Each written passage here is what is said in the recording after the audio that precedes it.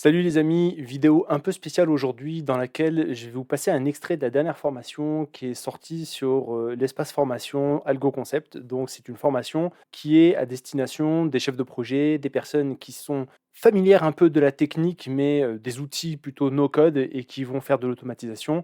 C'est une formation Python pour les gens qui font du business, du bizdev, de la chefferie de projet dans laquelle ils doivent aller scraper des choses sur Internet, aller chercher de la donnée, l'organiser et la jeter dans des CSV. Donc c'est une formation intensive qui vous explique tout ça, comment faire tout ça. Il y a la théorie, il y a la pratique. Je vous mets un extrait et je vous retrouve à la fin de la vidéo.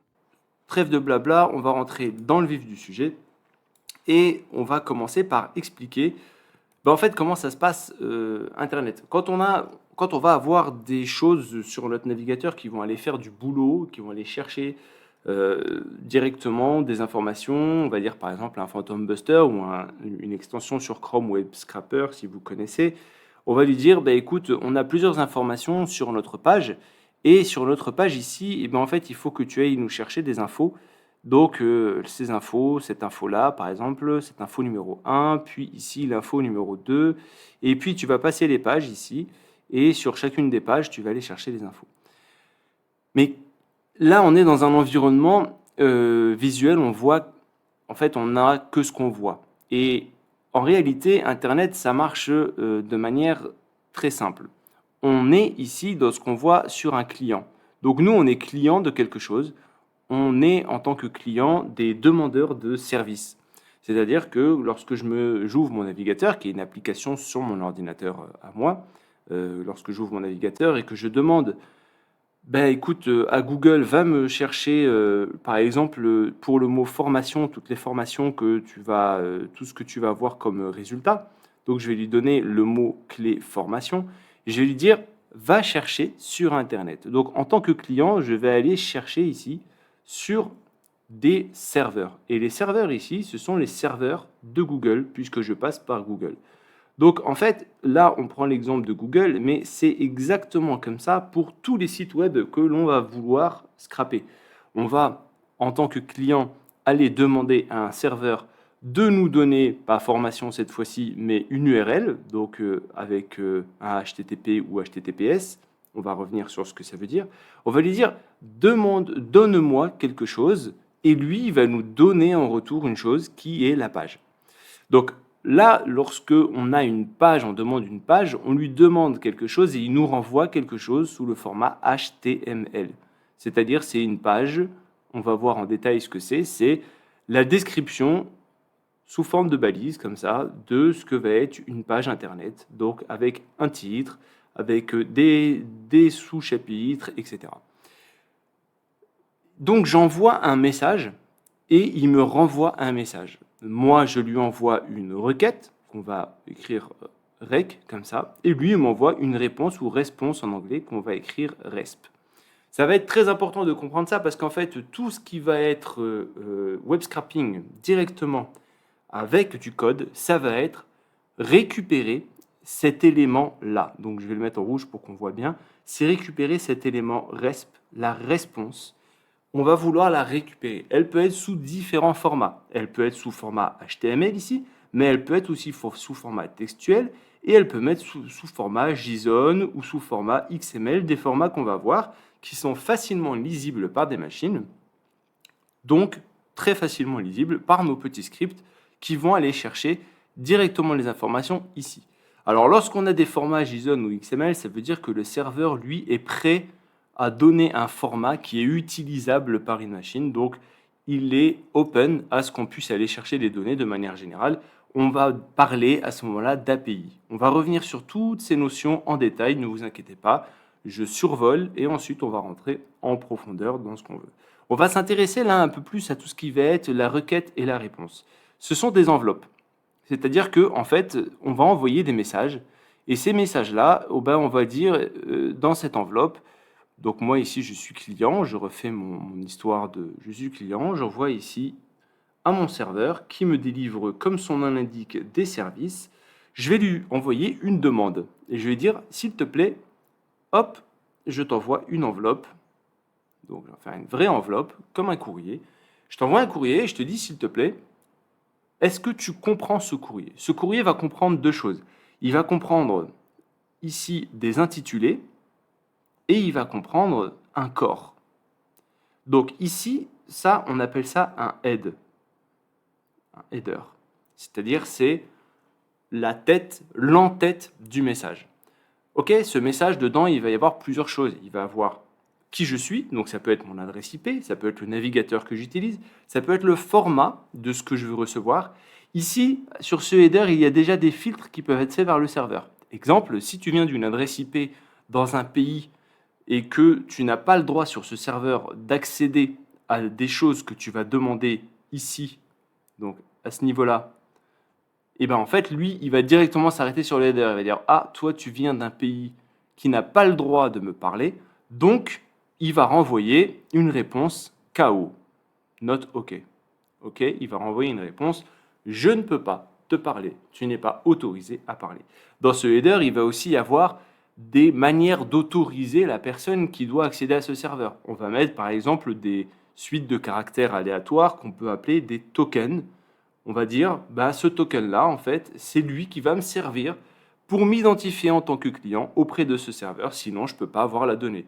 Là, les cas d'utilisation sont assez simples. Prenons Netflix. Bah, si je ne suis pas identifié sur Netflix, Netflix va me dire tu n'es pas identifié. Si je suis identifié mais que je ne suis pas du bon pays, que mon adresse ici client, qui est souvent l'adresse regardée, c'est l'adresse IP, et bah, si mon adresse IP elle n'est pas dans le pays qu'il faut, et que je n'ai pas utilisé de VPN pour transiter par un autre pays, le serveur va me dire tu viens d'un endroit qui n'est pas autorisé pour voir ce que tu veux voir là. Donc il ne va pas me le délivrer directement. C'est parfois totalement transparent, il y a des choses que le serveur ne délivrera pas, donc qui seront invisibles dans notre liste. Nous, côté client, quand on va lui demander des choses, on va afficher la page Netflix, ben, il n'y aura pas les films auxquels on n'a pas le droit d'accès. Pourquoi? Parce qu'il y aura un KO. Ici, du côté du serveur, il va renvoyer que la liste des choses que nous, on est autorisé de voir. Donc là, on a une enveloppe avec un header et notre question, elle est vraiment située ici. Et ça, c'est le body, c'est le corps de la requête. Donc, nous avons une requête et la réponse se construit exactement pareil. C'est-à-dire que je vais avoir également des headers ici et je vais avoir body avec la réponse dedans. Là, ce qu'on va voir, on va voir quelques particularités sur la réponse. Une fois qu'on a envoyé la question, et ben en fait, la réponse, tout d'abord, on va avoir un code de réponse. Et ces codes, en fait, sont des codes normés. Là, on va parler de protocole. On va parler du protocole HTTP. Alors, le HTTP, en fait, HTTP, ce P-là signifie protocole. Donc c'est un High Transfer Text Protocol, donc c'est du transfert de texte, mais protocolé, ça veut dire avec une manière dont on s'est mis d'accord pour pouvoir dire « Ok, c'est comme ça qu'on communique ». Parfois, vous allez voir HTTPS, ce S étant assez embêtant ici, notamment en matière de scrapping. C'est un petit truc en plus qui est de la sécurité, donc c'est du SSL, et c'est en fait la sécurité, c'est une sécurité qui est rajoutée par-dessus. Si on reprend notre petit schéma juste au-dessus, là, cette enveloppe-là, eh ben on va la faire transiter dans un couloir ici, sécurisé, entre le client et le serveur. Donc je le fais en rouge, voilà. Et ce couloir sécurisé, ici, il est avec un S comme sécurisé, il va être chiffré. C'est-à-dire que tout ce qui va passer ici sera chiffré et ne sera pas accessible facilement par quelqu'un qui voit sur le réseau ce qu'il veut voir. Alors ça peut être embêtant comme ça peut ne pas l'être, on va le voir, on va l'aborder, pas de souci. Ce protocole de réponse en particulier dont on parlait pour le serveur, il va comporter des codes. Ici on va voir nos codes. Donc code HTTP response et on va voir tout simplement que si on regarde les premiers, voilà, on va prendre les premiers liens de HTTP response status code directement de la documentation Mozilla, on va voir qu'on a du 100, 101, donc tout ce qui va être en 1, quelque chose derrière, puis 2, quelque chose derrière. Donc dès que c'est 2, ça veut dire c'est les réponses successful, ça veut dire c'est OK. Ça, c'est de l'information sur la réponse. Donc, tout ce qui est 100 et quelques, c'est de l'information sur la réponse. Tout ce qui est en 200 et quelques, ça veut dire que la réponse est OK. Là, on voit des petits mots sur lesquels on va revenir, du get, add, put, post, trace, ce genre de choses, on va le voir. Ensuite, la redirection, c'est tout ce qui va être 300, c'est-à-dire qu'il y a des redirections parfois qui sont faites. Je demande une page Internet, mais le serveur, lui, de son côté, me redirige vers une autre page Internet. Ça, c'est possible aussi. Et on va avoir tout ce qui va être en 400, c'est des réponses d'erreurs dont nous sommes à l'origine en tant que client. On a mal formulé notre requête, par exemple. On n'est pas autorisé en 401, par exemple, ou un paiement est requis en 402, 403, ou la fameuse, donc la 403 c'est interdit, vous n'êtes pas autorisé d'accéder à cette page-là, et la 404 c'est la page n'a pas été trouvée. Celle-ci, elle est souvent, on la voit souvent sur Internet lorsqu'on fait une erreur, par exemple dans l'URL ou dans la demande. Et ensuite, on va voir les erreurs qui sont causées par le serveur. Donc le serveur n'arrive pas à répondre parce qu'il a craché, parce qu'il y a un bug dans le code qui doit nous délivrer la page, etc. Et là, on va être sur du 500, 501, 502, etc.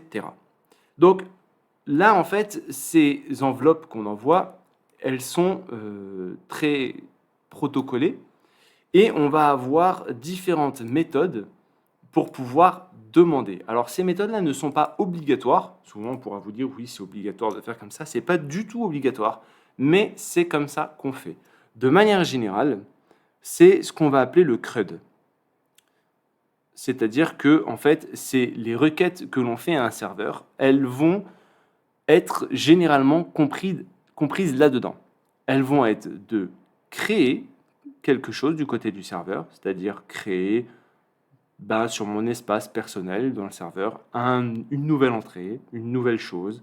Donc demander de créer quelque chose côté serveur sur mon espace. Par exemple, chez Stripe, je veux créer une nouvelle manière d'être payé. Je veux créer, par exemple, sur un espace à moi, sur un site, un nouveau post de blog, par exemple. Je veux créer quelque chose sur un WordPress, je vais créer un nouvel article. Donc là, je vais demander de faire quelque chose du côté du serveur qui va être modifié du côté du serveur et que les gens pourront voir en se connectant et en faisant des requêtes à mon serveur par la suite. Avec justement du read, donc pouvoir lire. Il va pouvoir lire, en fait, demander au serveur de nous donner de l'information en lecture. Je vais pouvoir lire l'article que j'ai créé ici en premier. Ici, après, je pourrais le lire. Update, ça veut dire mettre à jour quelque chose. Ça rejoint un peu le create ici. Ils sont un peu similaires. C'est juste que je vais mettre à jour quelque chose que j'ai déjà créé. Et le delete, comme son nom l'indique, voilà, je veux supprimer un article pour plus qu'il soit visible. En général, on va utiliser un code pour chacune des requêtes qu'on va faire. Pour le read, on va demander de get quelque chose. Pour le update, on va demander du put quelque chose. Pour le create également. Et on va aussi parler de post, c'est-à-dire de, comme son nom l'indique, de poster quelque chose, post ou put. Et le delete, en fait, ça va être du delete, tout simplement. Ok, maintenant qu'on a vu ça, on va tout simplement aller sur Internet pour voir comment ça se passe en vrai. Et ce qu'on va faire, c'est qu'on va revenir ici en arrière, on va ouvrir un nouvel onglet. J'utilise Mozilla Firefox en manière très épurée. Vous allez voir pourquoi et pourquoi est-ce que c'est assez sympa d'utiliser Firefox. Là, j'ai appuyé sur F12. C'est une console qui s'est ouverte, ici, que je peux réduire ou augmenter. Je peux également l'ouvrir en faisant un clic droit directement dans la page Internet et inspecter. Donc voilà, il va m'envoyer directement là. Là, je ferme cette fenêtre, je le remonte, je fais inspecter, il m'ouvre la fenêtre. Alors, ici, je vais avoir dans cette fenêtre plusieurs onglets. Ils peuvent être en anglais ou en français en fonction de la langue de votre navigateur. Vous allez avoir inspecteur, console, débugger, réseau, éditeur de style, performance, mémoire, stockage, accessibilité et application. On ne va pas tous les voir, on va voir les plus importants qui vont nous servir pour pouvoir inspecter justement ce qui va nous être renvoyé par le serveur. Prenons par exemple une recherche Google. Si je vais sur la page Google, ici, donc on va réduire un peu cette fenêtre parce qu'il va se passer beaucoup de choses dedans qu'il va falloir expliquer. Je vais aller sur la page Google, donc cette première page ici, et je vais faire une recherche. je vais chercher par exemple le mot formation. Et si je fais formation, ici, il va me donner des réponses. Donc ça, c'est une page que Google, donc le serveur de Google, me renvoie. Je vais regarder et je vais inspecter cette page. Donc si je vais sur l'inspecteur ici, je vois que j'ai plusieurs balises. Et bien en fait, ça, c'est ma page. Je vois que si je survole chacune de ces balises ici, ou que je les déroule, et bien en fait, chacune de ces balises va renvoyer à quelque chose directement sur ma page. Exemple, je clique sur cette balise-là, j'appuie sur supprimer, et ce qui va se passer, je vois que du côté de ma page, de ce que je vois, ça a été supprimé. Si je fais ça sur plein d'autres choses, disons par exemple, alors je vais le faire différemment, cette fois-ci je ne vais pas aller directement depuis le code, mais je vais cliquer ici, donc sélectionner un élément de la page, je vais aller sur cet élément-là, je vais le sélectionner, il va me renvoyer dans le code à quoi ça correspond comme élément. Vous voyez, si je remonte, ça s'imbrique. Donc si je prends toute cette partie-là et que je la supprime, ce qui va se passer, c'est qu'il va me supprimer tout ce que j'avais ici. Si je recharge ma page, comme par miracle, ça réapparaît. Qu'est-ce qui s'est passé exactement? Pour comprendre ce qui s'est passé, on va aller dans l'onglet Réseau. Dans l'onglet Réseau, ici, je vois qu'il y a énormément de choses, mais je commence à comprendre un peu ce qui se passe. Parce que je vois des colonnes qui sont assez intéressantes. L'état, je vois ici, il y a du 200. Je comprends que 200, si j'en reviens à mes codes HTTP, 200, ça veut dire « OK, ça s'est bien passé ». C'est une méthode GET, donc de type « j'ai demandé une information ». Voici le domaine que j'ai appelé, voici l'information que j'ai demandée. Donc, le type, c'est un document de type HTML qui m'est renvoyé, la vitesse du transfert et d'autres choses dont on n'est pas très intéressé pour le moment. Si je clique dessus, il va me donner le détail. Avec des en-têtes, on a bien compris que là, comment ça s'est passé, il y a une enveloppe qui a été échangée avec des en-têtes, avec des cookies, on y reviendra, mais les cookies, vous y êtes familiers, c'est des choses que le navigateur stocke pour pouvoir aller rapidement. Il y a des requêtes et il y a des réponses. Donc ici, on voit qu'il y a une réponse qui nous est donnée. Cliquez ici si vous n'avez pas été redirigé. Donc il y a une redirection qui a été faite, des délais et de la sécurité également, où on voit qu'il y a pas mal de sécurité qui est mise. Mais ne serait-ce qu'avec l'entête, ici, on voit que dans l'entête de la réponse, il y a des informations ici qui nous sont données. On voit par exemple que, si on déroule un peu, dans l'entête de la requête, on lui donne un cookie, on lui dit d'où est-ce qu'on vient, qui est le référaire, et on lui dit quel agent on utilise, qui est l'agent Mozilla, sur du Windows Firefox. Donc on lui dit qui on est, comment on se présente à lui, et pourquoi est-ce qu'en fait il devrait nous répondre. Parce qu'il n'est pas forcément obligé de nous répondre. Et là, on commence à rentrer dans le vif du sujet. On a des requêtes, on a des manières dont ça nous est répondu. On voit aussi qu'il y a des filtres ici. Je peux filtrer, donc là j'ai toutes les requêtes, mais je peux filtrer sur les requêtes qui me renvoient que du HTML.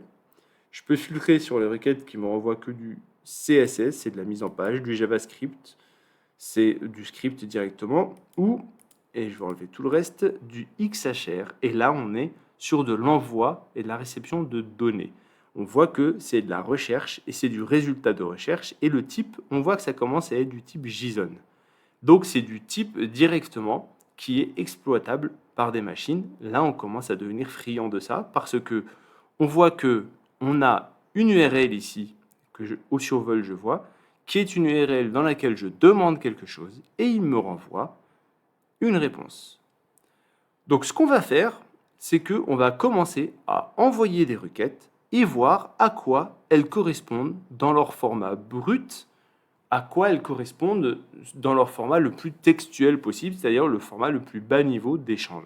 Au lieu d'avoir quelque chose qui va être comme ça directement mis en page par le navigateur, on va aller chercher dans le texte qu'est-ce qui peut nous être renvoyé. Pourquoi est-ce qu'on va faire ça?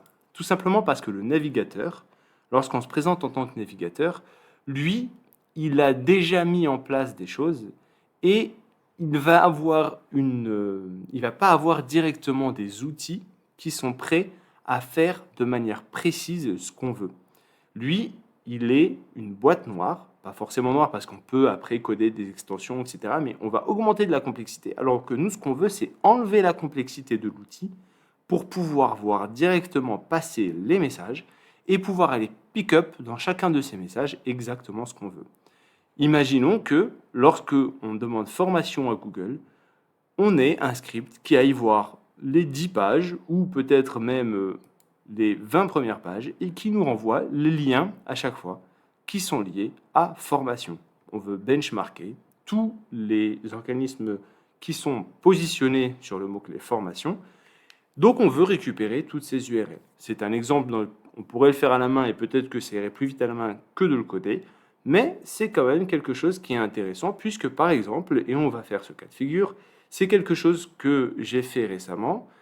Une fois que j'avais récupéré en web scrapant un site toutes les startups qui avaient été déclarées au cours de l'année, je voulais pour chacune de ces startups avoir des liens et dans ces liens, aller voir s'il y avait des adresses mail. Et bien en fait, il suffit d'automatiser pour chacun de ces noms une recherche Google, de récupérer les 5 premiers liens Google qui sont renvoyés en tant que résultat et pour chacun de ces premiers liens, aller voir si dans le texte qui correspond à ce lien, il n'y a pas à un moment donné une adresse mail, donc une chaîne de caractères dans un format qui correspond à une adresse mail, aller chercher cette adresse mail et enregistrer ça dans un fichier Excel ou CSV, donner ça directement au commercial et le commercial peut ensuite avoir gagné des journées de travail, peut faire ce dernier passage pour pouvoir qualifier cette base de prospects qu'on aura récoltée de manière automatisée en peut-être une matinée de travail.